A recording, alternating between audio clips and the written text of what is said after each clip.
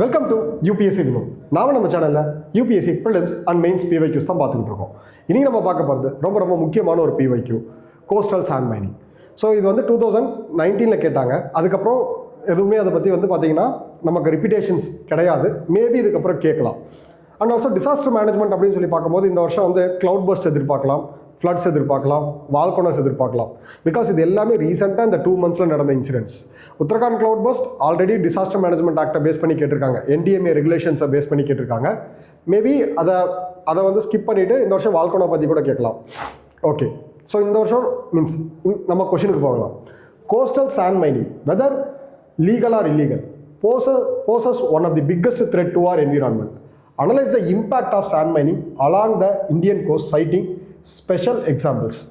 So question ரொம்ப simple. Coastal sand mining லீகலா இல்லீகலா, அது என்னெல்லாம் த்ரெட் இம்போஸ் பண்ணுது அப்படின்னு சொல்லி கேட்டிருக்காங்க. ஓகே, ஃபர்ஸ்ட் சாண்ட் மைனிங்னா என்ன? சாண்டை ரிமூவ் பண்ணுறது, removal of sand from the place where it presence. எங்கே சாண்ட்லாம் இருக்கும்?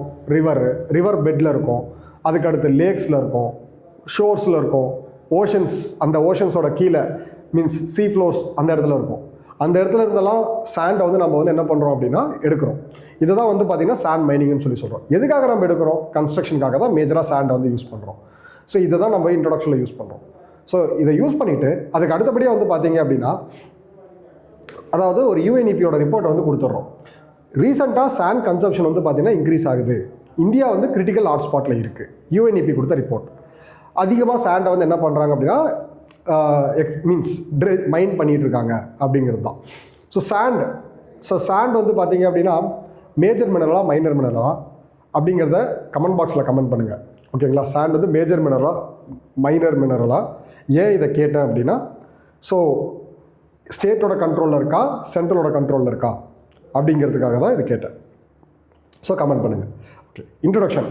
Sand mining, the process of sand removal from foreshore including river, stream, lakes.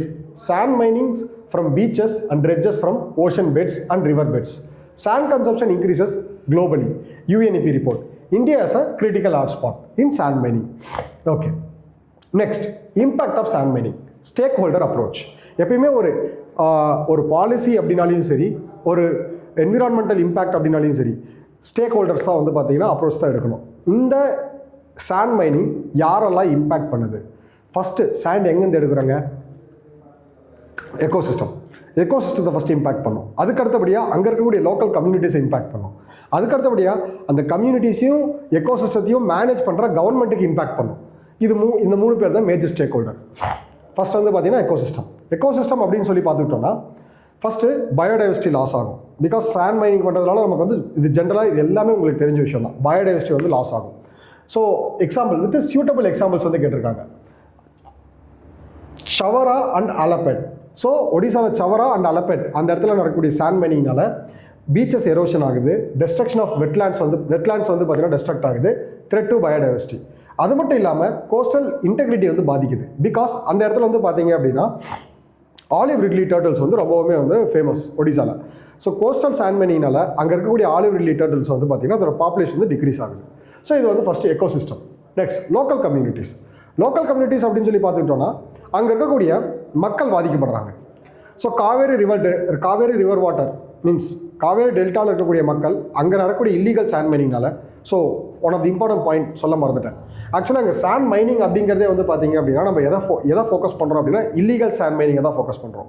Because legal sand mining அப்படிங்கிறது எப்பயுமே ஒரு கவர்மெண்ட் கொடுத்த ரெகுலேட்டரி கீழே தான் நடக்கும். ஸோ அதை தாண்டி போனால் தான் கவர்மெண்ட் எப்படி ரெகுலேஷன் கொடுப்பாங்க, என்விரான்மெண்ட் இம்பேக்ட் ஓரளவு கம்மியாக இருக்கிற மாதிரி தான் கொடுப்பாங்க. அப்போது இந்த இடத்துல பார்த்தீங்க அப்படின்னா இல்லீகல் சாண்ட் மைனிங்னால தான் நமக்கு எல்லா ப்ராப்ளமும் காசு ஆகுது. அதனால தான் நம்ம பார்த்தீங்கன்னா இல்லீகல் சாண்ட் மைனிங்னால நமக்கு என்ன நடக்குதுன்னா இந்த இடத்துல erosion of beaches, so Alappad and Chavara இந்த 2 இடத்துலையுமே erosion of beaches, destruction of wetlands, threat to biodiversity, coastal integrity பார்த்தீங்கன்னா ஆலிவ் ரிட்லிஸ், மரைன் ஸ்பீஷஸ் பார்த்தீங்கன்னா பாதிக்கப்படுது அப்படிங்கிறத மென்ஷன் பண்ணிடுறோம். அதே மாதிரி பார்த்தீங்கன்னா பீப்புள், ஸோ கம்யூனிட்டி அப்படின்னு சொல்லி பார்க்கும்போது ஃபஸ்ட்டு வந்து என்ன சொல்ல வரோம்னா டெல்டா ரீஜனில் இருக்கக்கூடிய ஃபார்மர்ஸ் வந்து பாதிக்கப்படுறாங்க, அக்ரிகல்ச்சர் லேண்ட் வந்து பார்த்திங்கன்னா பாதிக்கப்படுது. ஸோ இதனாலேயே வந்து சாண்ட் மைனர்ஸ்க்கும் அக்ரிகல்ச்சரலிஸ்ட் ஃபார்மர்ஸ்க்கும் வந்து பிரச்சனை வந்துக்கிட்டே இருக்குது. பிகாஸ் சாண்ட் மைனிங் பண்ணுறதுனால கிரவுண்ட் வாட்டர் லெவல்ஸ் வந்து பார்த்திங்கன்னா ரெடியூஸ் ஆகுது. ஸோ ரிவர் வாட்டர் லெவல்ஸும் ரெடியூஸ் ஆகிடும். So displacement of local communities, இந்த sand miners, illegal sand miners அவங்க பவரை யூஸ் பண்ணி அந்த ஏரியா பர்டிகுலர் லொக்காலிட்டியில் இருக்கக்கூடிய லோக்கல் கம்யூனிட்டி பீப்புளை வந்து பார்த்தீங்கன்னா டிஸ்பிளேஸ் பண்ண வச்சுருவாங்க. ஸோ இது நிறைய இடத்துல வந்து பொலிட்டிக்கல் ப்ரெஷர்னால நடக்குது. அதுதான் நம்ம டிஸ்பிளேஸ்மெண்ட் ஆஃப் லோக்கல் கம்யூனிட்டிஸ். அது மட்டும் இல்லாமல் ஹெல்த் அண்ட் சேஃப்டி அப்படின்னு எடுத்துக்கிட்டோம்னா என்விரான்மெண்டல் டிகிரேட் ஆகுது. என்விரான்மெண்ட் வந்து பார்த்தீங்கன்னா சாண்ட் மைனிங்லாம் டிகிரேட் ஆகுது. இல்லீகல் சாண்ட் மைனிங் அப்படிங்கிறது நமக்கு வந்து என்விரான்மெண்டல் பொல்யூஷன் வந்து கிரியேட் பண்ணுது. அதுக்கடுத்து ஸ்டேக் ஹோல்டர் யாரும் லோக்கல் கம்யூனிட்டிஸ்க்கு அடுத்து கவர்மெண்ட்டுக்கு வந்து ஜென்ரலாக ரெவன்யூ லாஸ் ஆகுது. ஏன்னா லீகல் சாண்ட் மைனிங் மூலிமா அவங்களுக்கு டாக்ஸஸ், ஏகப்பட்ட டோல்ஸு இதெல்லாமே வந்து அவங்களுக்கு அப்ளிகபிளாக இருக்கும். அது மூலயமா அவங்க வந்து ஏர்ன் பண்ணுவாங்க. இல்லீகல் சாண்ட் மைனிங் அப்படின்னாலே கவர்மெண்ட்டுக்கு தெரியாததான் நடக்குது. அப்போது இந்த இல்லீகல் சாண்ட் மைனிங்கால கவர்மெண்ட்டுக்கு ரெவன்யூ லாஸ் நடக்குது. அதுக்கடுத்து என்விரான்மெண்டல் ரெகுலேஷன்ஸ் வீக்கெண்ட். இதுக்கு உண்டான முக்கியமான காரணம் வந்து பார்த்தீங்கன்னா ரெவன்யூ ஜென்ரேஷனுக்கு அடுத்து கவர்மெண்ட் ஸ்டேக் ஹோல்டராக இருந்து மென்ஷன் பண்ண வேண்டிய பாயிண்ட் வந்து weak enforcement of environment regulations. அதை ப்ராப்பராக என்ஃபோர்ஸ் பண்ணாதனால தான் இந்த இல்லீகல் சாண்ட் மைனிங்கே நடக்குது. ஸோ லூப்ஹோல்ஸ் யார் கொடுக்குறா? கவர்மெண்ட் கொடுக்குறாங்க. அப்போ அதை வந்து சரி பண்ணணும். Week enforcement that impacts the environment. அதுக்கு அடுத்தபடி இண்டஸ்ட்ரீஸ் அப்படின்னு சொல்லி பார்க்கும்போது பாதிக்கப்படுறது யார்? Construction industries and infrastructure industries. So ஜென்ரலாக சாண்ட் மைனிங் வந்து பார்த்தீங்கன்னா லீகலாக சாண்ட் மைன் பண்ணுறாங்க அப்படின்னா அதுக்கு பர்டிகுலர் ரேட் வந்து ஃபிக்ஸ் பண்ணியிருப்பாங்க. இப்போ இந்த இல்லீகலாக சாண்ட் மைன் பண்ணுறதுனால ரிசோர்ஸ் வந்து பார்த்தீங்கன்னா ஜென்ரலாக டிமாண்ட் இன்க்ரீஸ் ஆகுது, ரிசோர்ஸ் குறையுது.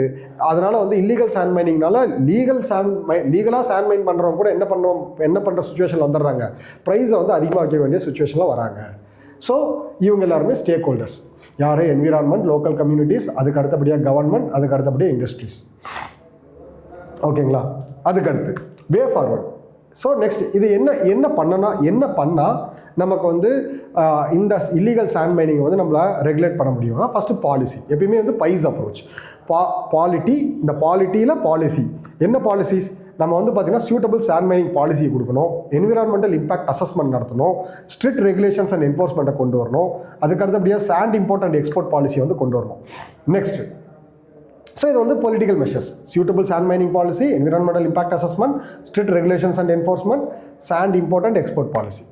அதுக்கு அடுத்தபடியாக இன்ஸ்டிடியூஷனல் மெஷர்ஸ் அப்படின்னு சொல்லி பார்க்கும்போது ஜென்ரலாக ஒரு ரெகுலேட்டரி அத்தாரிட்டியை வந்து நம்ம வந்து என்ன பண்ணணும்னா ப்ளேஸ் பண்ணணும். ஜென்ரலாக ஒரு ரெகுலேட்டரி அத்தாரிட்டி வந்து ப்ளேஸ் பண்ணணும்.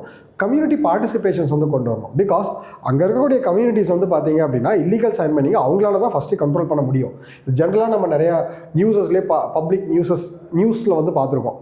அந்த இடத்துல இல்லீகல் சாண்ட் மைனிங் நடக்கக்கூடிய லாரிஸ் எல்லாம் அங்கே இருக்கக்கூடிய லோக்கல் பீப்புளே வந்து கன்சர்ன் கவர்மெண்ட் அத்தாரிட்டி கிட்ட பிடிச்சி ஹேண்ட் ஓவர் பண்ணியிருக்காங்க அப்படின்ட்டு. ஸோ அதுவுமே லோக்கல் கம்யூனிட்டிஸோட பார்ட்டிசிபேஷன்ஸ் வந்து ரொம்பவே முக்கியம்.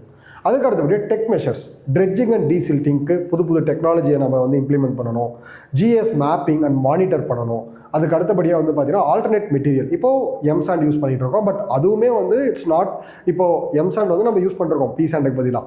பட் அதுவுமே வந்து பார்த்திங்க அப்படின்னா மவுண்டைன்ஸ் வந்து பிரேக் பண்ணி தான் அது எடுக்கிறோம். That also environmental degradation only. ஃப்யூச்சரில் அது கூட கொஷினாக கேட்கலாம். ஓகேங்களா? ஸோ இப்போது இந்த coming to the point, alternate materials வந்து யூஸ் பண்ணணும். அதுக்கு அடுத்தபடியாக வந்து பார்த்தீங்கன்னா schemes. So sand bank depots create பண்ணணும். Subsidies for eco friendly technology. So அதுக்கு அடுத்து வந்து கம்யூனிட்டி பேஸ்டு சாண்ட் மேனேஜ்மெண்ட்ஸ் வந்து கொண்டு வரணும். இது வந்து பைஸ் approach, way forward. So first வந்து இம்பேக்ட், அதுக்கடுத்து வே ஃபார்வர்ட் சொல்லிட்டோம். ஸோ ஆக்சுவலாக அதுக்கு அடுத்தபடியாக வந்து பார்த்தீங்கன்னா இது எப்படி கன்க்ளூட் பண்ணணும் அப்படின்னா இந்த வே ஃபார்வர்டில் நம்ம என்ன சொன்னோமோ அதை வந்து கன்க்ளூஷனாக எழுதிடணும். என்ன வே ஃபார்வர்டில் சொன்னோம்? So policy measures, institutional measures, tech measures, schemes, holistic approach வேணும், integrated policy measures, institutional arrangements, tech advancement, inclusive schemes. இது எல்லாமே சேர்ந்து சஸ்டைனபிள் மேனேஜ்மெண்ட் ஆஃப் சாண்டை வந்து இந்தியாவில் வந்து கொண்டு வரும் அப்படிங்கிறத நம்ம வந்து சொல்லிடணும். Suitable sand mining in India வந்து இதை ப்ராப்பராக இந்த வே ஃபார்வர்டை பூரா அப்ளை பண்ணும்போது கிடைக்கும் அப்படிங்கிறத நம்ம சொல்லிடலாம். ஸோ ரொம்ப முக்கியமான ஒரு கொஷின். ஸோ நான் சொன்ன மாதிரி இந்த வருஷம் க்ளவுட் பர்ஸ்ட் வந்து ரொம்ப முக்கியம், ஃப்ளட்ஸ் வந்து ரொம்ப முக்கியம், ஸோ வல்கனோஸ் வந்து ரொம்ப முக்கியம். ஸோ சாண்ட் மைனிங் ஒரு தடவை தான் கேட்டிருக்காங்க, மேபி ஃப்யூச்சரில் கேட்கலாம். தேங்க்யூ.